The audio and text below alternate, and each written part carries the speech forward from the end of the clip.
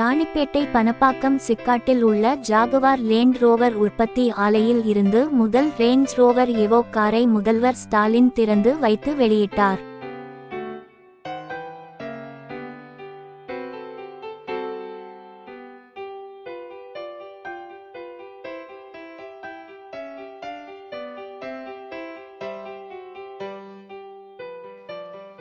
தமிழ்நாட்டிற்கு மிக சிறப்பான பெருமைக்குரிய வரலாற்று சிறப்புமிக்க தினம் இன்று.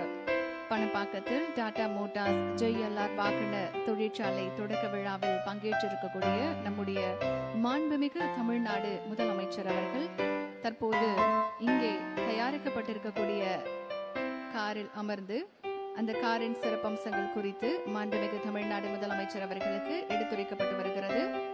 டாடா மோட்டார்ஸ் JLR பிளான்டில் முதல் கார் ரேஞ்ச் ரோவர் இவோக்கின் இயக்கத்தை இன்றைக்கு நம்முடைய மாண்புமிகு தமிழ்நாடு முதலமைச்சர் அவர்கள் தொடங்கி வைத்து சிறப்பிக்க இருக்கின்றார்கள் என்பதை மகிழ்ச்சியுடன் தெரிவித்துக் கொள்கின்றனர்.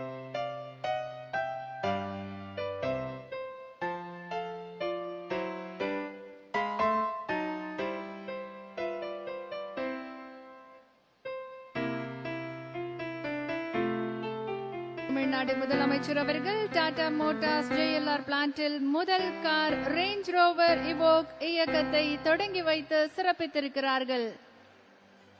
We now arrive at the proud and historic moment, the first car produced from this plant, beginning a new journey. Our Honorable Chief Minister has ride the first car Range Rover Evoque now.